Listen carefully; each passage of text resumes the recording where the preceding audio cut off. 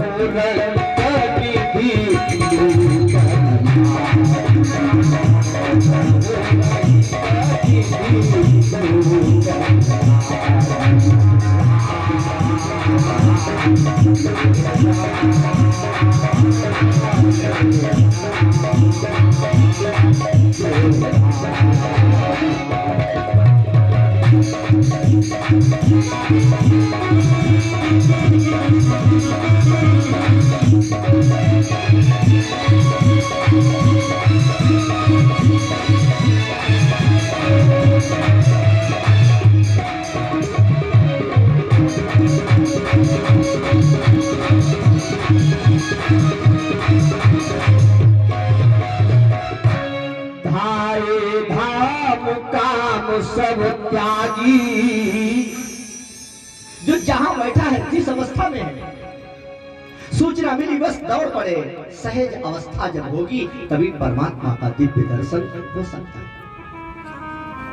यहां मथुरा में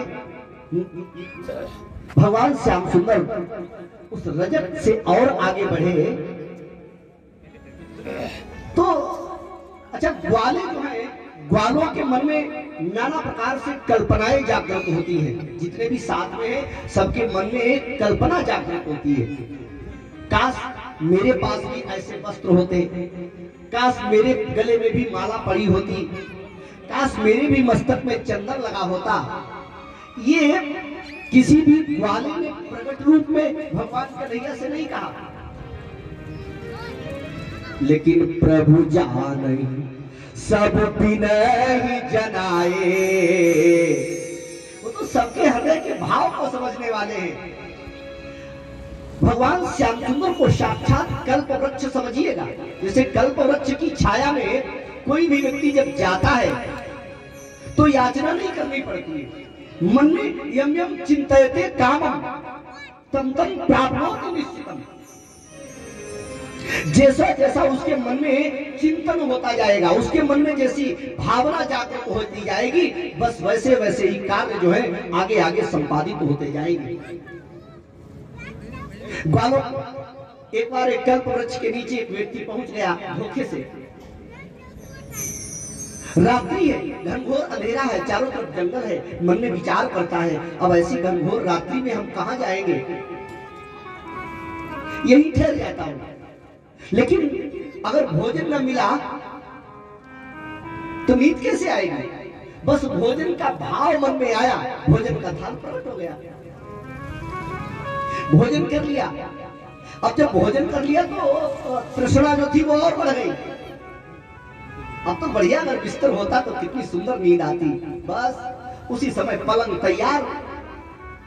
अब जब पलंग भी आ गया तो अब उसके मन में भाव आया, जब लेट गया चुपचाप, तब मन में विचार करता है, वो ये तो इतना निर्जन जंगल है और कहीं धोखे से मैं सो गया। और सोने के बाद में अगर कहीं जंगली जंतु शेर चीता यदि आ गया तो यम यम चिंतयते कामम।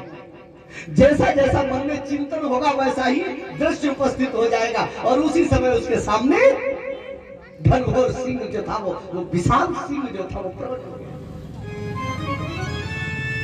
ठाकुर जी के मंदिर में जब भी हम जाएं, ठाकुर जी के सामने जब भी जाएं तो हम सदैव सकारात्मक सोच को लेकर के जाएं। ऐसा सोचें जिसमें हमारा हित हो और हमारे जगत का हित हो। ग्वालों के मन में जब चंदन का भाव आया तो श्याम सुंदर ने देखा उसी समय एक कुब्जा जो थी, जो त्रिवक्रा है, 3 जगह से टेढ़ी है, हाथ में अंगराग के पात्र को लेकर के कंस के दरबार में जा रही थी। तो भगवान श्याम सुंदर ने उससे याचना को किया, देवी सुंदरी। और सुंदरी शब्द कहते ही वो तो बड़ी नाराज होने लगी। ए लाला, तू मेरा उपहास करता है, मैं ठहरी 3 जगह से टेढ़ी और तू कहता है कि मैं सुंदरी हूं। ये तो मेरा उपहास है। श्याम सुंदर मुस्कुराए और कहने लगे, देवी ये उपहास नहीं, मैं सुंदरता को देखता तो हूं लेकिन ये सांसारिक सुंदरता को नहीं। ये संसार की सुंदरता जो है वो जीव को ब्रह्म का साक्षात करवाने में सहायक नहीं है। मैंने तो तेरे अंदर की सुंदरता को देखी। सोई सुंदर सोई विबुध शरीरा,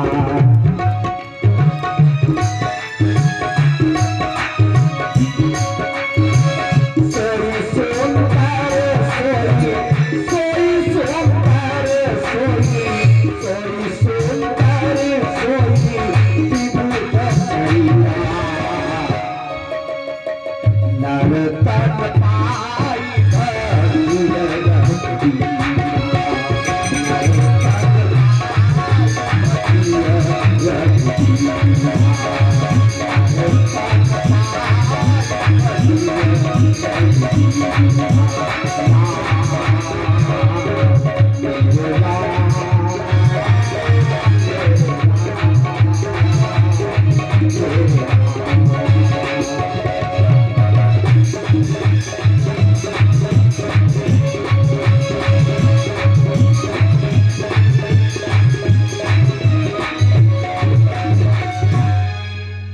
सोई सुंदर सोई विबुध शरीरा,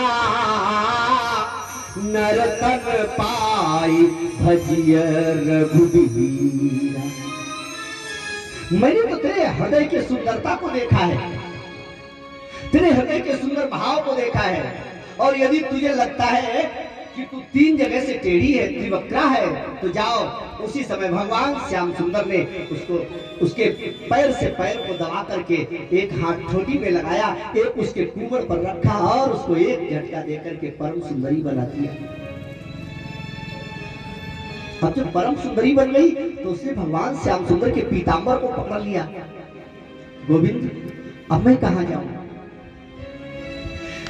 ये सौंदर्य जो है, ये रूप लावण्य जो है जिसने दिया है, अब उसको छोड़ करके मैं कहां जाऊं?